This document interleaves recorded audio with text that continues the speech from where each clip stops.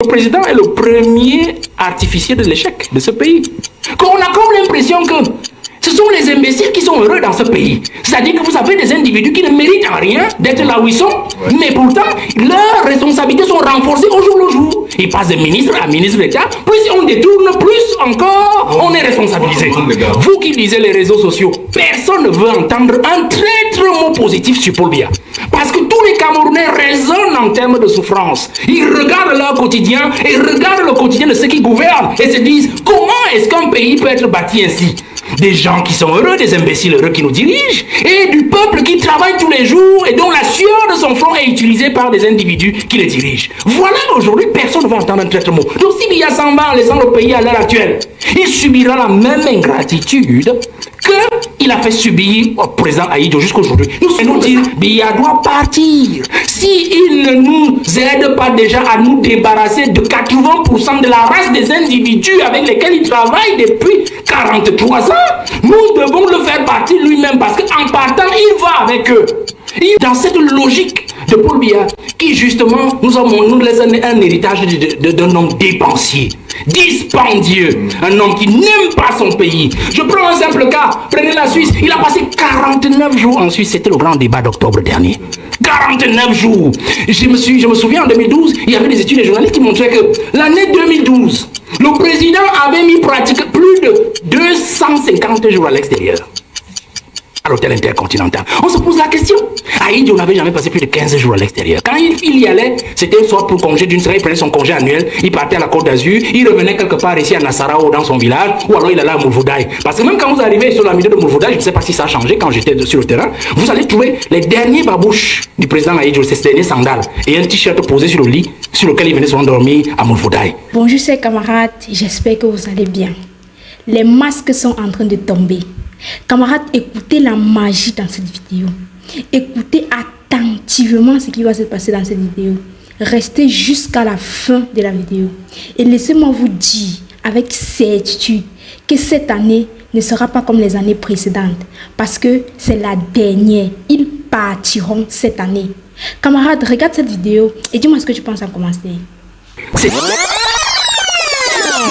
Je vais dire d'emblée une chose. C'est un bilan qui est mitigé. C'est un bilan qui est mitigé parce que mitigé pourquoi? Il peut être positif si on prend un certain angle, il peut être négatif si on prend un autre angle. Pour moi, il est mitigé parce que politiquement, je trouve que le bilan de l'ordre gouvernant actuel est d'abord le bilan de celui qui l'a constitué, c'est-à-dire Paul Biya lui-même, parce qu'en fait, il est le chef de l'État. Président de la République, chef de l'État. Ça veut dire que le bilan de tous ses collaborateurs est son bilan. Le bilan de tous ses collaborateurs est son bilan. Même si le bilan, son bilan peut ne pas être celui de ses collaborateurs. Parce qu'il prend la décision en vertu de l'élection que lui a donnée le peuple camerounais. Et c'est à partir de cette élection-là qu'il désigne ceux qui vont l'accompagner pour accomplir la mission qu'il a proposé d'accomplir au peuple camerounais. Vous voyez? Et ce qui fait donc aujourd'hui, quand il échoue, c'est d'abord lui qui échoue avant ce qu'il a choisi pour l'accompagner. Et donc, si nous partons donc de là, sur le plan politique, je rentre rapidement dessus, on pourra peut-être y revenir, mais je fais un brossage puisque d'autres vont intervenir. Sur le plan politique, il est en train de réussir, sur le plan politique, comme j'ai l'habitude de le dire. C'est-à-dire que c'est un monsieur qui a pris le pays en 1982 dans une logique de continuité du président Ahidjo. C'est-à-dire qu'avec tout ce que nous avons connu, les différents conflits avec la métropole française, c'est-à-dire la France, qui ne nous a pas peut-être colonisé sur le papier, mais qui a agi comme tel sur le terrain, et avec les histoires du maquis et tout, et qui avait toujours l'intention de garder une même mise sur le Cameroun. Ahidjo s'est défait tant qu'il a pu de cette même mise de la France, et d'ailleurs Paul Biya a toujours été à ses côtés pour le faire. Donc il a été dans cette logique-là. On a vu comment il a dirigé ce pays avec les grandes logiques d'ouverture politique qui lui ont été imposées, par exemple en 1990 avec la conférence de la Baule à François Mitterrand, c'est-à-dire que multipartisme, liberté contre aide publique au développement. Alors il a dû céder comme les autres, et on a vu les événements de 1991 et 1992, et même en 1993 avec les conférences nationales avortées chez nous et tout ce qu'on a connu. Donc on a vu ces soubresauts-là. On a donc vu sur le plan politique quelqu'un qui, au départ, s'est dit meilleur élève de la France, et moi je pense que l'élève a fini par dépasser le maître. Quelqu'un donc qui a pu prendre le Cameroun dans une situation de dépendance presque totale parce qu'Ahidjo avait commencé un travail pour le détacher progressivement de cette dépendance-là vis-à-vis de la France. On va voir par exemple avec les affaires Bolloré. On a vu un ministre qui a donné à Bolloré l'essentiel de notre rail, c'est-à-dire le rail, pas la concession de 99, lui a donné notre port autonome de Douala, le PAD, en 1980. Dans les deux concessions, on a vu comment, sous Paul Biya, on est en train de récupérer notre port autonome de Douala. Bon, on espère que le rail, on va aussi le récupérer. La Sonara, on a vu comment il a voulu à un moment nous construire ce dernier pan, ce pan qui a manqué au président Ahidjo, c'est-à-dire de raffiner notre pétrole localement. Bon, il y a eu incendie, tout le monde connaît ce dossier-là. Donc il y a des goulots d'étranglement, des gens qui ne veulent pas que le Cameroun puisse être au moins autonome ou indépendant sur le plan même de ses ressources, notamment du pétrole, du carburant pour la fourniture domestique. Donc on voit certains actes qu'il a posés. On a vu un président qui est devenu pratiquement un rebelle devant le colon, c'est-à-dire le français. On a vu avec Hollande, il a dit ne Dieu pas au pouvoir qui veut, mais Dieu au pouvoir qui peut. Il faut quand même être quelqu'un pour dire cela à un président français qui est supposé représenter la métropole la plus en phase et surtout la plus brutale, impérialiste en Afrique noire subsaharienne francophone. On a vu ce qu'il a fait avec Macron le 26 juillet 2022 lors de la visite du président Macron au Cameroun avec cette affaire de je rentrerai au village et ainsi de suite. Donc nous voyons quelqu'un qui au fur et à mesure qu'il a pris de l'âge et de la hauteur a fini par se détacher politiquement de la métropole, de la France, à travers des actes que nous pouvons encore citer, il y en a nombreux. Mais maintenant, mitigé sur le plan économique, parce que je trouve que c'est là-bas l'échec. C'est là-bas l'échec parce que Biya n'a pas suivi la donne économique qu'avait lancé le président Ahidjo. La preuve, c'est que quand Ahidjo s'en va, nous avons près de 700 sociétés publiques et parapubliques qu'Ahidjo avait créées.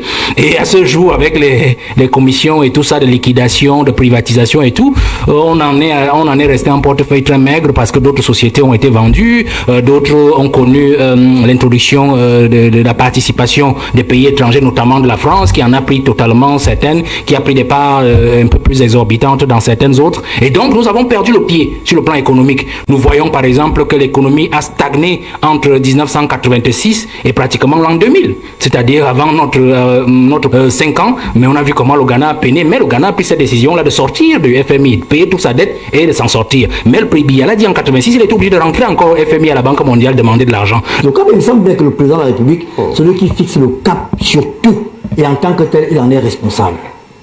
Il n'y a même pas de débat dessus. Moi, je ne vois pas le débat. Je crois que j'ai essayé d'être clair et je crois que le professeur Oyan a été encore un peu plus clair. Il n'y a pas de débat dessus. Moi, je suis en politique. Je suis resté dans ma sphère politique et j'ai laissé aux scientifiques, aux politologues d'appuyer par la science l'affaire. Donc, il n'y a pas de débat dessus. Je crois juste que ce qui se passe sur votre plateau, c'est qu'il y en a qui sont justement des partis proches du pouvoir et qui refusent qu'ils sont proches du pouvoir. Et il y en a qui sont un parti au pouvoir et qui, sentant la fin du champion de ce parti s'en venir, décide de se remettre proche du pouvoir. Voilà la grande logique. Donc c'est pour cela que je ne vais pas anticiper. Je ne vais pas anticiper sur le prochain point qu'est l'héritage. Je vais rester sur le bilan. Je ne vais pas anticiper. Bon, je préfère d'abord m'arrêter là, mais je vais d'abord corriger. J'ai dit que Honorable a dit tout à l'heure, non, le congrès de l'UNC c'était pas en 81, c'était en 80. J'ai dit 80. Vous avez dit 81. Oui, non, donc c'était 80 en juillet. Et c'était la même année qu'est parti André Fouda parce qu'il est mort pendant. Oui, j'ai dit 80. Donc, on parle là. Et je suis d'accord avec l'honorable Adamou. Le PIB, l'augmentation du PIB sur le plan économique n'est pas, comment dire, le fait d'un individu. Ne peut pas être le fait d'un individu.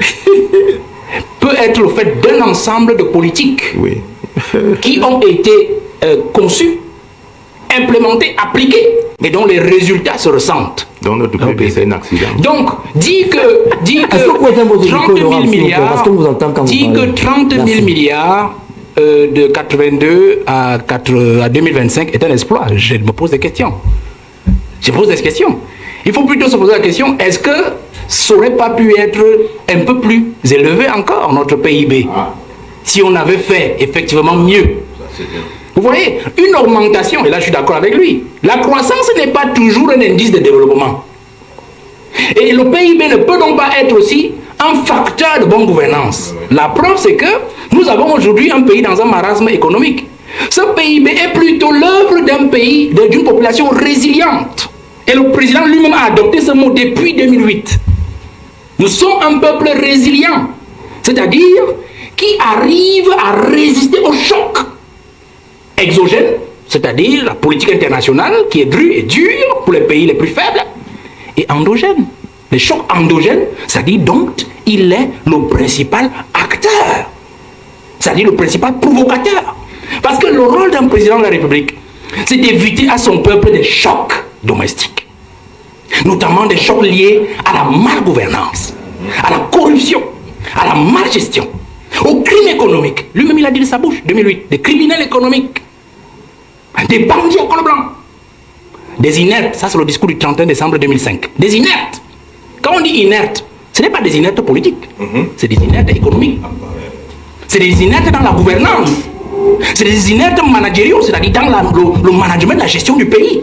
C'est-à-dire que le président, dans la Constitution, dit il définit la politique de la nation. L'honorable a dit il définit la politique de la nation. Ça, c'est le premier rôle du président de la République. Donc, lui définit la politique de la nation. Et des individus qu'il a nommés décident de ne pas l'appliquer. Ils sont devenus inertes. Et lui, il a constaté le 31 décembre 2005. Et ils ne sont pas arrêtés à être des inertes. Ils sont même entrés dans le crime économique. C'est-à-dire piquer dans la caisse, creuser des trous dans la caisse et puis envoyer de l'argent dans les paradis fiscaux. Et il les a traités de criminels économiques. Ça, c'est le discours de 2008. Il a parlé du patriotisme économique aussi en 2008. C'est des notions du président de la République. Patriotisme économique. Patriotisme économique, on dit quoi? Voilà, les ministres vont mission Turquie, mission cela, ils prennent Éthiopiens sans publicité, ils prennent Air France, ils prennent ceci, alors que Kameko est là, bon, du moins, au moment où Kameko sortait encore du pays, on peut le dire comme ça, puisqu'il y avait encore même Kalakamer. Voilà. Vous voyez? Vous avez, prenez Pascal, allons-y pas à pas. Le chantier national industriel du Cameroun, Sénic, il est à terre aujourd'hui, ils l'ont plombé. Ils ont même pris le directeur qui l'avait relevé et faisait déjà du chiffre. Il est en prison aujourd'hui. L'ancien directeur du chantier industriel, chantier national, industriel, chantier naval industriel du Cameroun. Voilà, il est en prison aujourd'hui. L'autre là, Metouk, Sonara 2010, il a prévu depuis 2002. Dès qu'il est arrivé, Sonara 2010, nous devons raffiner notre pétrole et il a sorti un budget. Il s'est mis au travail. Ils l'ont foutu en geôle depuis 2012. Parce qu'ils ne veulent pas donner au peuple camerounais du pain dans son assiette. Et lui, il les a donc traités d'ineptes. Ça veut dire qu'il est au courant de ce que l'ordre gouvernant dont il est le chef ne veut pas marcher, ne veut pas fonctionner comme il veut, Monsieur Obama. Donc moi, je ne voudrais pas qu'on limite cette affaire-là non, moi je ne suis pas dans l'histoire des RPC. Dans la définition structurelle, l'ordre politique tel qu'a donné l'honorable tout à l'heure, non. Le professeur l'a dit clairement. Parce que si on rentre dans sa définition, ce n'est que la petite définition qu'a donnée d'ailleurs Montesquieu dans son esprit des lois. Ça, c'est la définition structurelle de l'État. La définition structurelle même du gouvernement.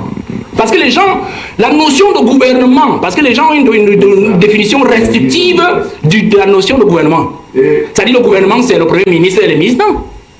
Dans l'esprit des lois, le gouvernement, c'est l'exécutif, c'est le législatif, c'est le judiciaire. C'est ça qu'on appelle le gouvernement. C'est-à-dire la définition lato sensu. Vous comprenez? C'est les gens qui dirigent, parce que le gouvernement, c'est ceux qui dirigent le pays. C'est ces trois pouvoirs. Et quand donc Montesquieu le dit, dans son ouvrage 1751, il est clair dessus. C'est pour neutraliser, c'est pour que le pouvoir arrête le pouvoir. C'est-à-dire que le pouvoir législatif, à travers le contrôle le pouvoir exécutif, et le pouvoir judiciaire, à travers l'application des lois, s'assure que personne n'est au-dessus des lois. Que ce soit celui qui a voté ces lois ou que ce soit celui qui les applique. Vous comprenez? Voilà. Mais nous rentrons donc dans la logique de bilan, puisque c'est ça le sujet. Est-ce que vous permettez qu'il parle? Vous aurez la parole après. Quand nous sommes dans la logique de bilan, nous nous retrouvons donc dans une société où le président est dans un bilan d'échec.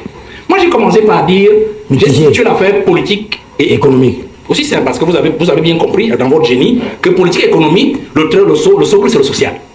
Vous comprenez? Donc, on est dans un bilan d'échec. Bilan d'échec, pourquoi? Parce que sur le plan politique, j'ai dit, il est en train de détacher le Cameroun, donc il n'a pas encore atteint l'objectif. Vous comprenez? Le franc CFA est toujours là.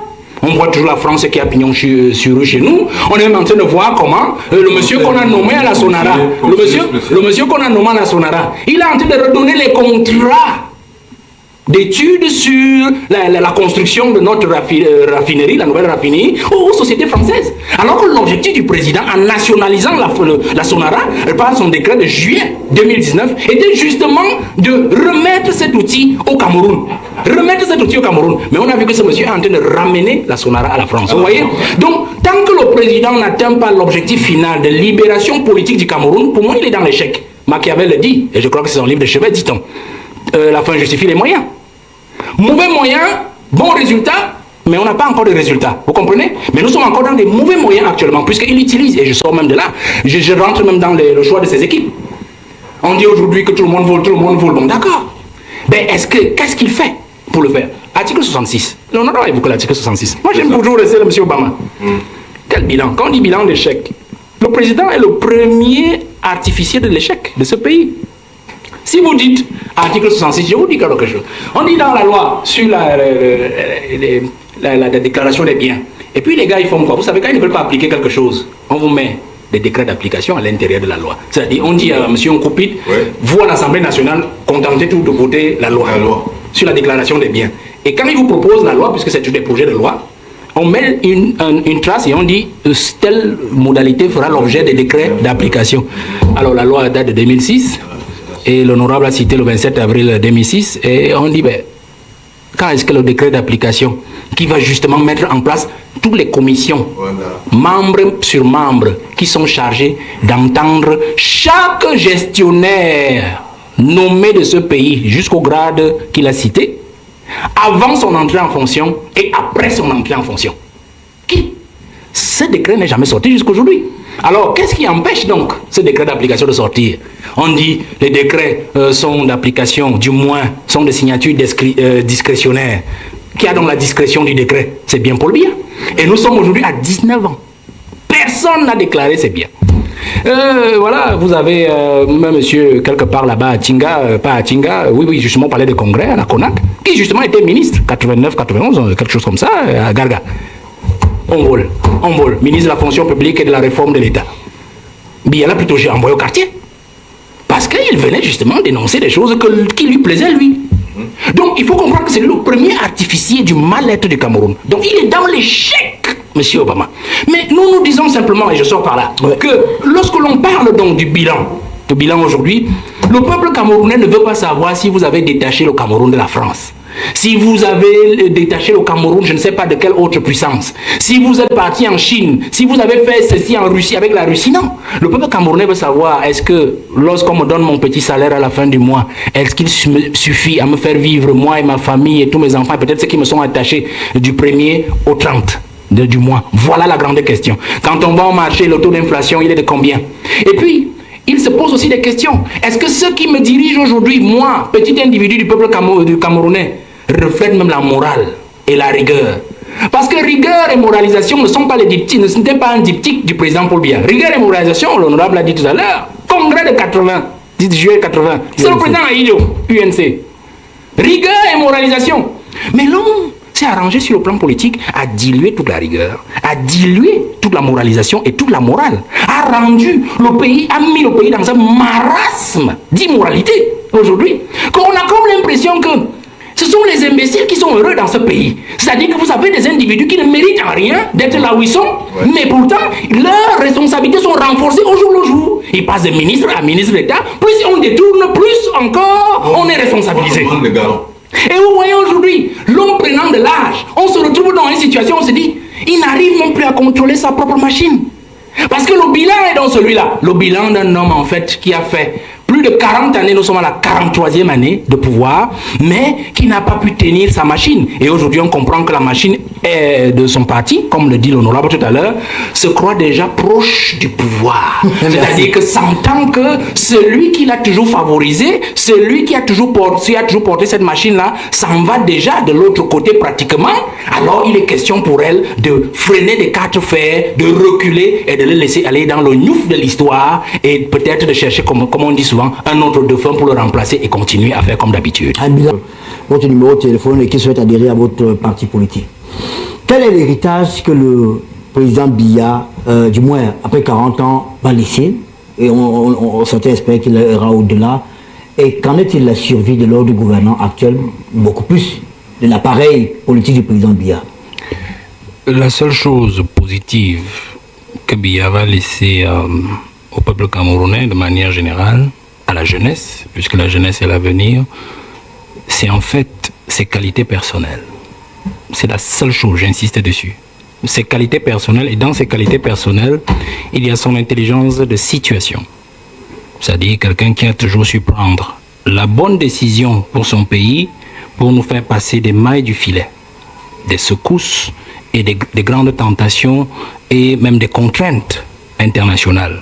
On peut citer Bakassi, on peut citer les différentes crises, que ce soit la crise économique, on n'a pas connu assez de secousses comme les autres. Donc il a toujours su prendre au moins de bon nom son intelligence de situation. Cette intelligence de situation peut aussi être visible sur le plan politique.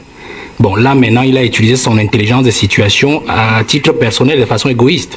C'est-à-dire qu'il a utilisé l'intelligence de situation pour éliminer à chaque fois tous ses concurrents politiques ou ses rivaux potentiels pour se maintenir au pouvoir. Donc je peux dire que c'est l'intelligence de situation qu'il laisse à la jeunesse. Je n'ai pas besoin de revenir dessus. On peut citer Marafa, Midou Yaya. Ça, c'est 2012, vous le savez. Marafa était opposant, adversaire politique. On peut citer Aïssi Mvoto. On est en 1997. Il faut les lire dans les ouvrages. Comment est-ce qu'il a été éliminé politiquement? Et je ne vais pas évoquer l'autre élimination. Donc on peut citer comme cela. On peut citer même Ebois Samuel, qui était justement un de ces farouches opposants et qui est mort le 3 novembre 2000. Donc on peut citer comme ça. Son intelligence de situation, c'est-à-dire sa capacité à se tirer des situations même les plus inextricables.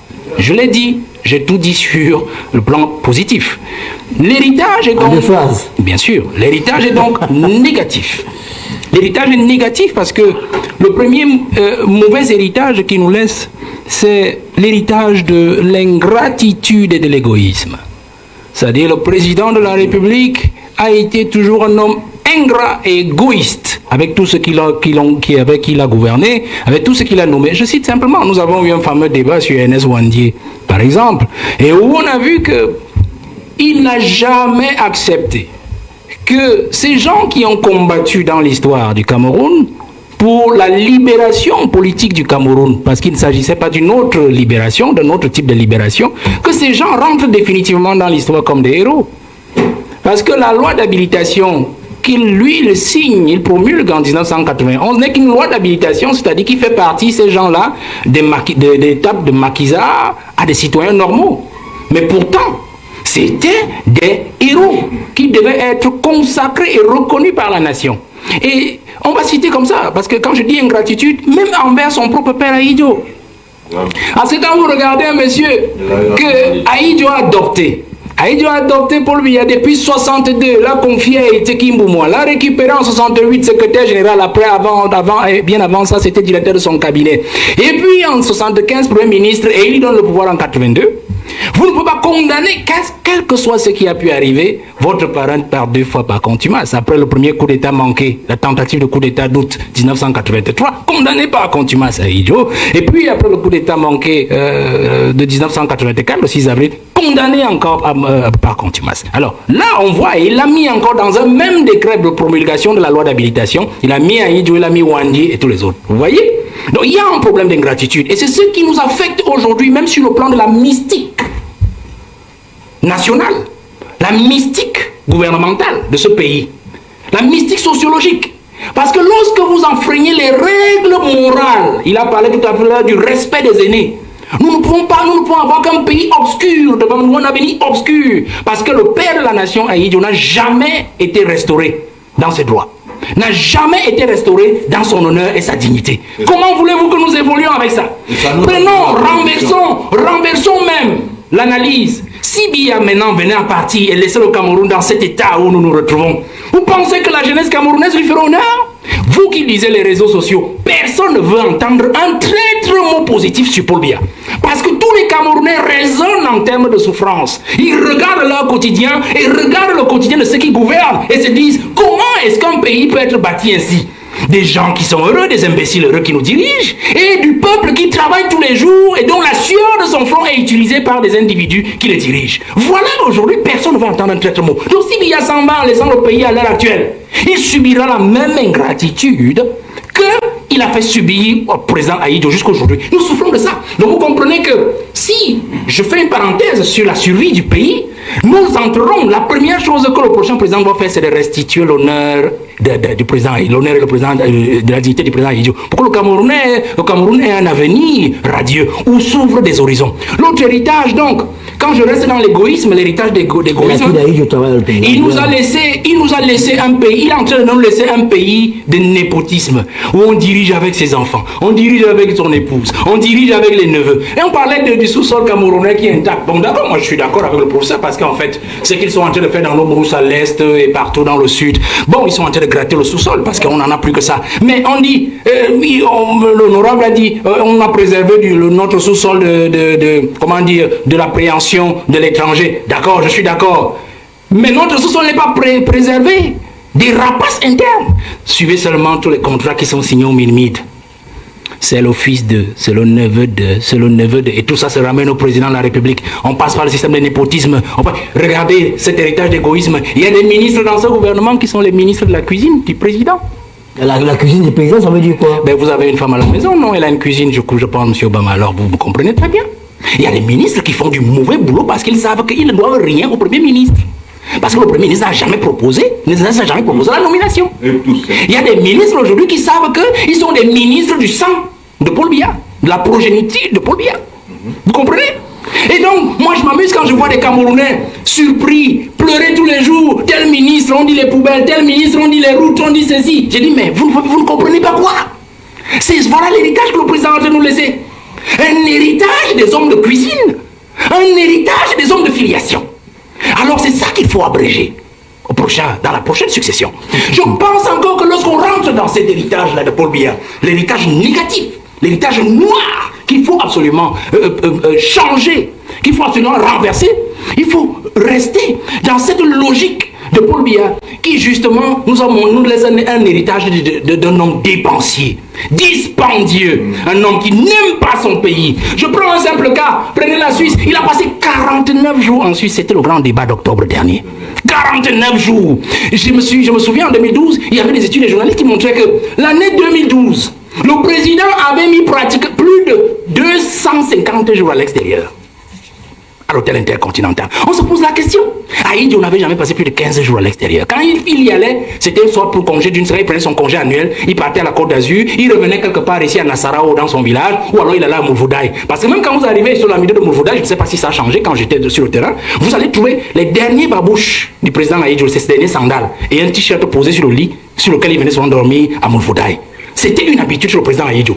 Quand il n'allait pas en Gaoundéré à Tigné, par exemple, parce qu'il avait son cheptel de ce côté. Mais le président nous a habitués à un président qui dépense l'argent de l'État dans des choses qui n'en valent pas la peine. Vous comprenez? Voilà l'héritage que le président a nous laissé. Et c'est cela qui fait l'image du pays, monsieur Obama. L'image de la jeunesse. Parce que les enfants aujourd'hui ne peuvent que copier ce qu'ils voient. Et ils pensent que c'est une bonne chose. C'est cela qu'il faut abréger dès 2025, cette année, pour que les jeunes comprennent que la vie que Paul Biya nous a montré sur le plan individuel, sa façon de diriger avec ces gens-là qui pompent les impôts des États, ce n'est pas une vie, ce n'est pas comme cela qu'on dirige un pays. Il faut que les jeunes comprennent que nous devons nous rassurer, nous rasséréner pour 2025 et nous dire, Biya doit partir. S'il ne nous aide pas déjà à nous débarrasser de 80% de la race des individus avec lesquels il travaille depuis 43 ans, nous devons le faire partir lui-même parce qu'en partant, il va avec eux. Il va avec eux. On aura libéré au moins le plancher. Et nous allons nous débrouiller après lui. Parce qu'en fait, c'est aussi ça le cas. Et je sors donc en disant que si je vous ai donc parlé, le temps est très court, je ne peux pas parler de tous ces héritages, de ces quelques héritages néfastes de Paul Biya. Vous comprenez que le président de 2025 là, du 5 octobre 2025, ça ne doit pas être quelqu'un qui vient en disant j'ai un gros CV. J'ai un titre, je suis, il y a du travail à partir du 6 novembre 2025. Et ce travail-là doit revenir un mécanicien de l'État. C'est-à-dire un réparateur des torts. qu'a fait subir Paul Biya pendant 43 ans à ce Cameroun, à sa jeunesse et à son peuple. Donc vous comprenez que ce n'est pas une affaire de je suis. Il faut quelqu'un qui connaît l'État, qui connaît la machine, qui connaît le Cameroun et qui sait justement le moment venu où toucher pour arranger, sans pour autant renverser la machine elle-même. Camarade, après avoir écouté cette vidéo, dis-moi, est-ce que tu doutes encore de leur départ? Est-ce que tu doutes? Est-ce qu'on doit encore t'apporter des arguments pour que tu puisses comprendre que le choix doit être fait? Camarade, n'oublie surtout pas de faire du bon choix. Donne-moi ton avis en commentaire. J'ai besoin que tu me donnes ton avis. Je veux savoir dans quelle position tu es. Je veux être sûr que tu es dans le même wagon que nous tous. Parce que 2025, c'est 2025. Merci et à très bientôt.